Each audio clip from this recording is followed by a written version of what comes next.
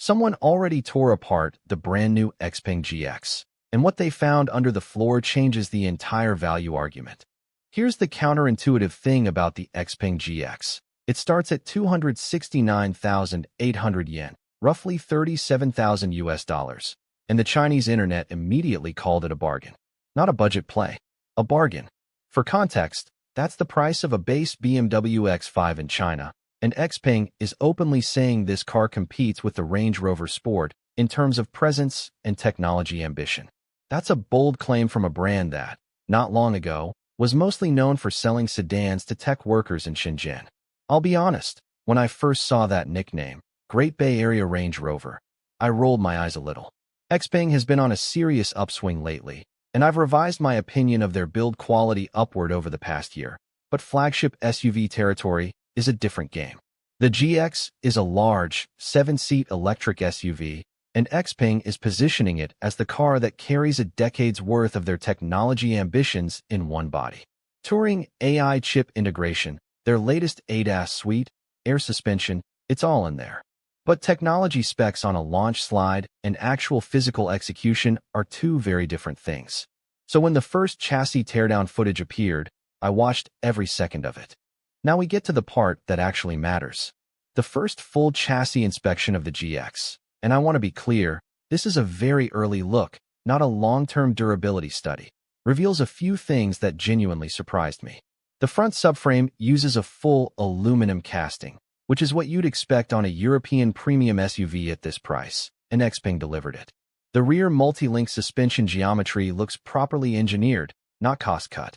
Weld quality on the structural nodes appears consistent and tight under close inspection. No obvious skipped seams or filler-heavy joints that sometimes show up on first-gen platforms from newer brands.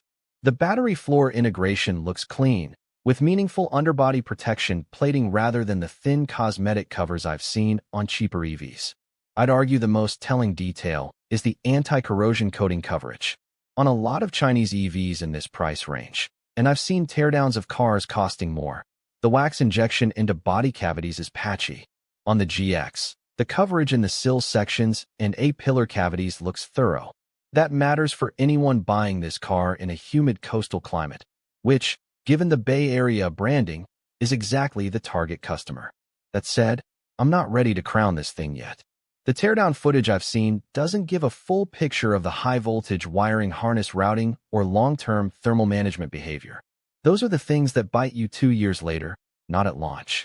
Let's zoom out and talk about who this car is actually fighting, because the competitive landscape here is genuinely brutal.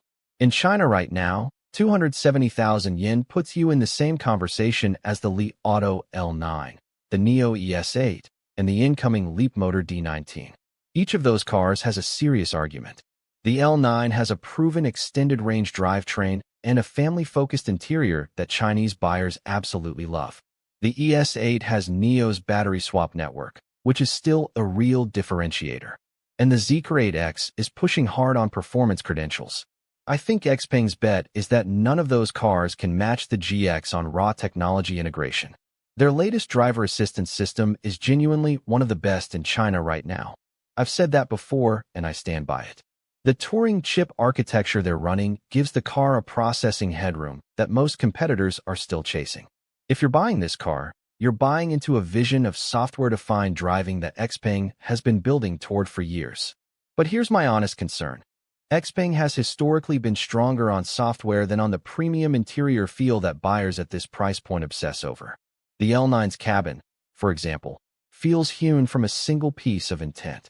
Whether the GX matches that tactile premium experience, the way the doors thud shut, the way the leather ages, that's something no teardown video can tell you. I want to spend a week in one before I'd say definitively. So where does this land? Based on what the teardown shows, Xpeng has cleared the bar I was most worried about. The GX is not a tech showcase bolted onto a flimsy body. The structural engineering looks like a genuine premium effort. And if the production consistency holds across the first batch of deliveries, which is always the real test, then the 269,800 yen starting price is legitimately competitive. I'd argue this is the most credible move Xpeng has made into the upper tier of the Chinese market. More credible than I expected, honestly. A year ago, I would have told you their sweet spot was the yen 150,000, 200,000 range. I was wrong about that ceiling, but I want to be careful here. One teardown, one car, early production. Premium brands are built on consistency, and Xpeng still has something to prove on that front over a full model cycle.